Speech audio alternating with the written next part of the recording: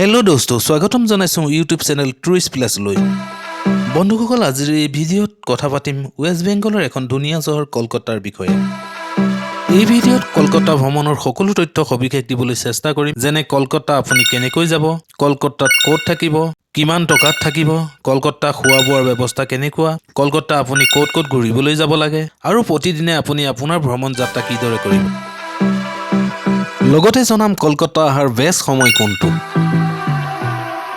আৰু সকলোতকৈ ডাঙৰ প্ৰশ্নটো হ'ল কলকাতা আহিলে আপোনাৰ কিমান টকাৰ প্ৰয়োজন হ'ব বন্ধুসকল এই সকলোবোৰ তথ্য মই আপোনালোকক এটাকৈ সবিশেষ জনাব চেষ্টা কৰিম গতিকে ভিডিঅ' আধৰুৱা নকৰাকৈ শেষলৈ চাব বলক বন্ধুসকল দেৰি নকৰি আৰম্ভ কৰোঁ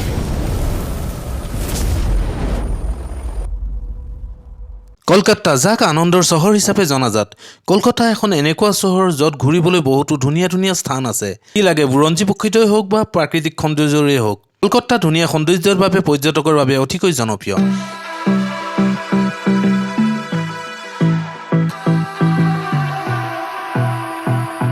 ইয়াৰ হাওৰা ব্ৰিজ আৰু ইয়াৰ মিঠাইৰ বাবে ভাৰতবৰ্ষ বিখ্যাত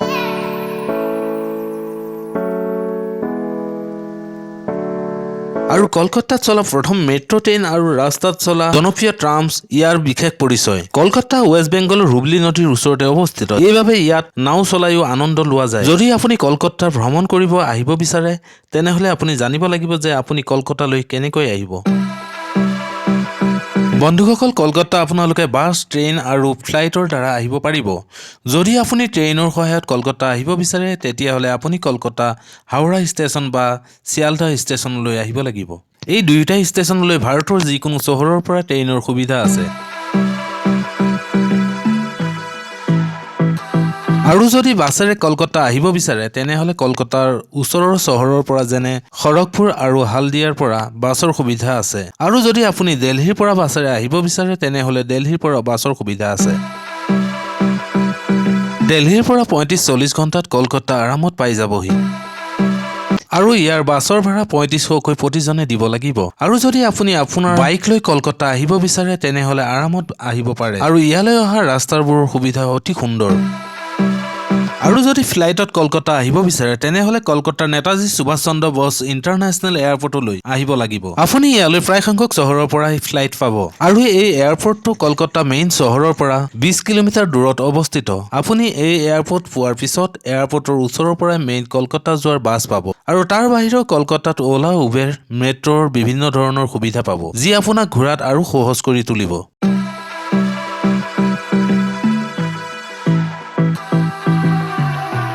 বলক বন্ধুসকল এতিয়া আমি কলকাতা পাই গলো এতিয়া কথা পাতো কলকাতাত আমি ক'ত আৰু কিমান পইচাত থাকিব পাৰিম বন্ধুসকল কলকাতাত থকাৰ বহুতো ঠাই আছে কিন্তু মই আপোনালোকক অনুৰোধ কৰিব বিচাৰিম আপুনি কলকাতাৰ ধৰ্মতলা থকাৰ ব্যৱস্থা কৰিবলৈ য'ত আপুনি নৰ্মেল হোটেলৰ পৰা লাক্সাৰি হোটেল ইয়াত সুবিধা পাব আপুনি ইয়াত বিভিন্ন ধৰণৰ অপচন পাব যদি আপুনি ইয়াত এখন নৰ্মেল হোটেল ল'ব বিচাৰে তেতিয়াহলে 800 পৰা 1500 আৰামত পাই যাব আৰু লাক্সাৰি হোটেলত 3000 পৰা ধৰি 10000 লৈ পাব বন্ধুসকল মই আপোনালোকক ধৰ্মতলাত এই কাৰণে থাকিবলৈ কৈছো কিয়নো ইয়াত হোটেলৰ ধুনীয়া সুবিধা আছে আৰু লগতে ইয়াৰ পৰা সকলোবোৰ ঠাই কভাৰ কৰাত অতি সুবিধাজনক হ'ব আপুনি ইয়াত আপোনাৰ বাজেটৰ হিচাপত হোটেল ল'ব পাৰিব আৰু ইয়াত সুন্দৰকৈ থাকিব পাৰিব বন্ধুসকল থকাৰ ব্যৱস্থা কৰাৰ কথা মই জনাইছোৱেই এতিয়া কথা হ'ল কলকাতা খোৱা বোৱাৰ কি ব্যৱস্থা আছে বন্ধুসকল কলকাতাত খোৱাৰ বাবে ৰেষ্টুৰেণ্ট ষ্ট্ৰীট ফুড আৰু বহু ধৰণৰ মিঠাই পাব আপুনি ইয়াৰ মিঠাইৰ সোৱাদ ল'বলৈ নাপাহৰিব আৰু আপুনি ৰেষ্টুৰেণ্টত খোৱা বোৱাৰ ব্যৱস্থা কৰি ল'ব পাৰিব ইয়াত আপুনি এখন নৰ্মেল থালি 100 পৰা 150 টকাত আৰামত পাব ইয়াৰ বাহিৰে আপুনি ষ্ট্ৰীট ফুডৰো সোৱাদ ল'ব পাৰিব বলক বন্ধুসকল মই এই যাত্ৰাৰ প্ৰতিদিনৰ ভ্ৰমণৰ বিৱৰণ দিম বলক ভ্ৰমণ আৰম্ভ কৰোঁ বন্ধুসকল ডে 1ত আপুনি দক্ষিণেশ্বৰ টেম্পল যাব পাৰিব যদি আপুনি ধৰ্মতলাত হোটেল লৈছে তেনেহলে আপুনি ইয়াৰ পৰা মেট্ৰৰ সহায়ত দক্ষিণেশ্বৰ টেম্পল যাব পাৰিব বন্ধুসকল এই টেম্পলটো হুগলী নদীৰ কাষত অৱস্থিত এই মন্দিৰত মা ভৱতাৰিণীৰ মূৰ্তি স্থাপিত আছে যাক মা কালীৰ অৱতাৰ বুলি জনা যায়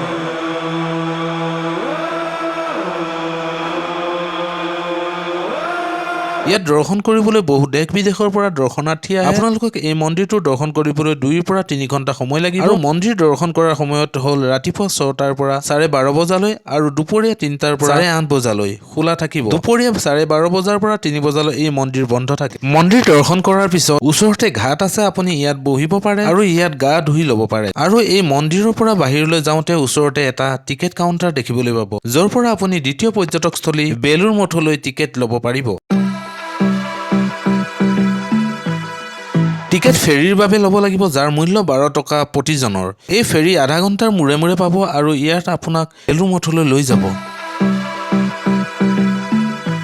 বন্ধুসকল, এই মঠ লগভগ 40 বিঘা মাটিত অৱস্থিত আৰু ইয়াৰ সৌন্দৰ্য অতি ধুনীয়া দেখিবলৈ। ইয়াৰ কাষত থকা বাগিচাসমূহ ইয়াৰ সৌন্দৰ্য অতি অতুলনীয় কৰি ৰাখিছে। ইয়াত বিনামূলীয়া খোৱাৰ ব্যৱস্থা আছে আৰু এই ভোজন দুপৰীয়া 1টাৰ পৰা আৰম্ভ কৰা হয়, কিন্তু ইয়াৰ বাবে টোকন ল'ব লাগিব আৰু এই টোকন 11 বাজিলৈহে উপলব্ধ থাকিব। আৰু এই বেলুৰ মঠৰ টাইমিং ৰাতিপুৱা 6টাৰ পৰা সন্ধিয়া 8:30 বজালৈ। ইয়াত আপুনি কিছু সময় থকাৰ পিছত আপুনি বিশ্ব বাংলা গেটলৈ যাবলৈ পাৰিব।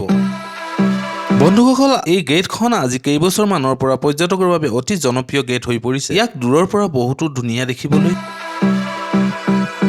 তাৰ বাদে ইয়াৰ ভিতৰত বহি লাঞ্চ আৰু ডিনাৰ কৰাৰ সুবিধা আছে। ইয়াৰ এন্ট্ৰি টিকেট 100 টকা প্ৰতিজন আৰু যদি আপুনি লাঞ্চ বা ডিনাৰ কৰিব বিচাৰে তেনেহলে 500 টকাকৈ প্ৰতিজন। ইয়াত আপোনাৰ খোৱা খাদ্যৰ চাৰ্জ সন্নিৱিষ্ট থাকিব। আপুনি এই বিশ্ব বাংলা গেটৰ কাষতে এটা টিকেট কাউণ্টাৰ দেখিবলৈ পাব আৰু ইয়াৰ পৰাই টিকেট কাটিব পাৰিব।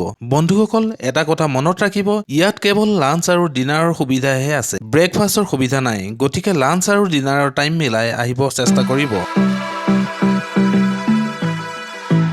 বন্ধুসকল, ইয়াত সুন্দৰকৈ এনজয় কৰাৰ পিছত ইভিনিং টাইমত 3 কিলোমিটাৰ দূৰত্বত থকা ইকো পাৰ্কত যাব পাৰিব।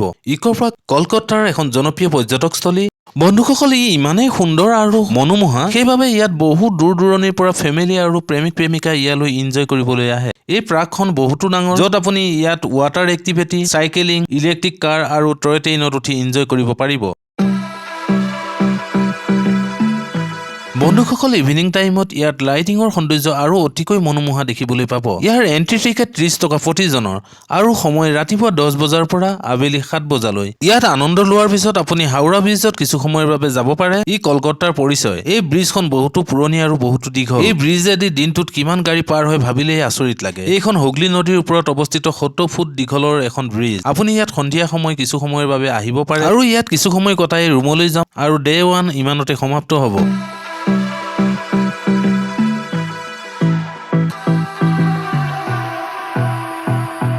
ইয়াৰ পিছত দ্বিতীয় দিনা মানে ডে 2ত প্ৰথমে যাম আমি ভিক্টোৰিয়া মেমৰিয়েল হলত। বন্ধুসকল, ভিক্টোৰিয়ান মেমৰিয়েল ধৰমতলাৰ পৰা টেক্সিৰ সহায়ত যাব পাৰিব আৰু ইয়াৰ ভাড়া ল'ব 100 টকা প্ৰতিজনৰ। ভিক্টোৰিয়া মেমৰিয়েলৰ এন্ট্ৰি টিকেট 30 টকা প্ৰতিজনৰ। ইয়াৰ অপেনিং টাইম ৰাতিপুৱা 10 বজাৰ পৰা আবেলি 5 বজালৈ। বন্ধুসকল, সোমবাৰে ই সম্পূৰ্ণ বন্ধ থাকে। বন্ধুসকল, ভিক্টোৰিয়া মেমৰিয়েল বহুতো জনপ্ৰিয় পৰ্যটকস্থলী, কিয়নো ইয়াক দেখিবলৈ ৰজাৰ ৰাজপ্ৰসাদৰ দৰে অনুভৱ হয় আৰু ইয়াৰ ভিতৰ ভাগত মিউজিয়াম আছে। ইয়াত পেইণ্টিং আৰু পুৰণি ৰজা মহাৰাজাৰ কিছুমান ড্ৰেছ দেখিবলৈ পাব আৰু এই মিউজিয়ামৰ বাহিৰত এখন বাগিচা দেখিবলৈ পাব আৰু ইয়াত আপুনি আৰামত কিছু সময় কটাব পাৰিব।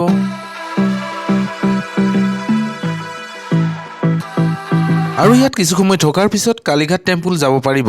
ইয়ালৈ আপুনি মেট্ৰত অতি সহজে যাব পাৰিব। এই মন্দিৰটো পৰ্যটকৰ বিশেষ আকৰ্ষণ। কলকাতা আহে যদি এই মন্দিৰটোৰ দৰ্শন কৰিবলৈ নাপাহৰিব। এই মন্দিৰটো ৰাতিপুৱা 5 বজাৰ পৰা ৰাতি 10 বজালৈ খোলা থাকে আৰু দুপৰীয়া 2টাৰ পৰা 5টালৈ বন্ধ থাকে। কালিকাঘাট টেম্পল কলকাতাৰ জনপ্ৰিয় টেম্পল। যদি আপুনি ইয়াত দৰ্শন কৰিবলৈ আহে তেনেহলে আপোনাৰ মন পৰিপুষ্টি হৈ পৰিব।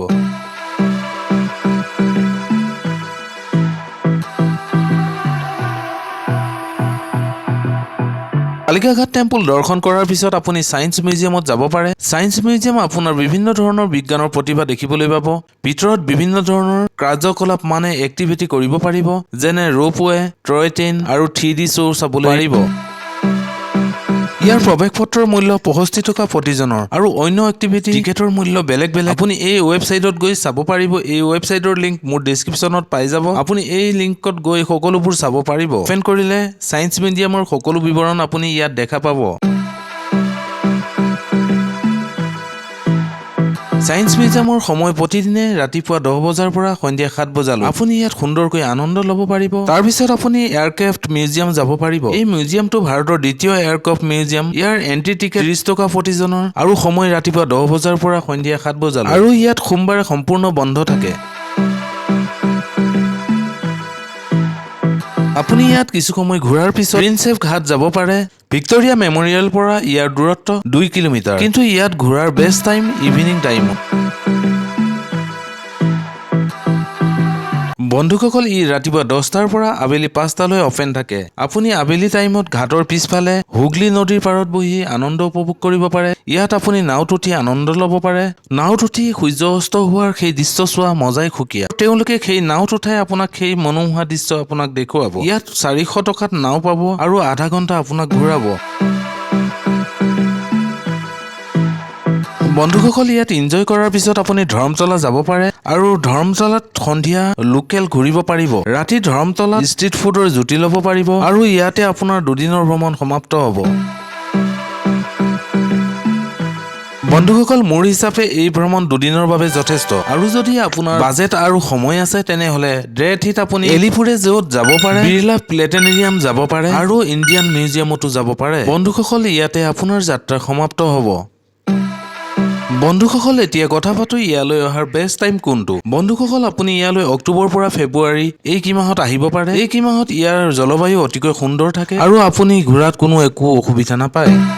আৰু যদি কথা পাতো এই ট্ৰিপটো সম্পূৰ্ণ কৰিবলৈ কিমান পইচাৰ প্ৰয়োজন, তেতিয়াহ'লে এই ট্ৰিপটো সম্পূৰ্ণ কৰিবলৈ এজনৰ মিনিমাম 5,000 পৰা 6,000 টকা লাগিব। ইয়াত মই দুদিনৰ খৰচাহে হিচাপ কৰিছো আৰু ইয়াত মই কলকাতা পোৱাৰ পিছত খৰচাখিনিহে হিচাপ কৰিছো। বন্ধুসকল, ইয়াত মই কোনো ধৰণৰ এক্টিভিটিৰ খৰচা যোগ কৰা নাই। বন্ধুসকল, আজিৰ ভিডিঅ'টো ইমানেই। আই হোপ মোৰ এই ভিডিঅ'টোৰ দ্বাৰা আপোনাৰ কলকাতা ট্ৰিপৰ সকলো তথ্য ভালদৰে বুজিব পাৰিছে। বন্ধুসকল, ইয়াৰ বাহিৰেও যদি কলকাতা ট্ৰিপৰ কিছু কুৱেশ্যন আছে আপুনি মোক কমেণ্ট কৰি সুধিব পাৰে। মই কমেণ্টৰ ৰিপ্লাই দিবলৈ চেষ্টা কৰিম। বন্ধুসকল, ইয়াতে মোৰ এটা অনুৰোধ থাকিল, আপোনালোকে যদি মোৰ ভিডিঅ'টো নতুনকৈ চাই আছে তেনেহলে মোৰ চেনেলটো ছাবস্ক্ৰাইব কৰিবলৈ নাপাহৰিব, কাৰণ এটা ভিডিঅ' বনাওঁতে মোৰ বহুতো অৰ্থ আৰু সময়ৰ প্ৰয়োজন হয়। গতিকে মোৰ চেনেলটো আপোনালোকে লাইক, কমেণ্ট আৰু শ্বেয়াৰ কৰি যাতে আগুৱাই যোৱাত সহায় কৰে, তাৰে মোৰ অনুৰোধ থাকিল। আজিলৈ ইমানেই। এটা এনেধৰণৰ নতুন ভিডিঅ'ৰ সৈতে লগ পোৱাৰ প্ৰতিশ্ৰুতিৰে বাই বাই, টেক কেয়াৰ।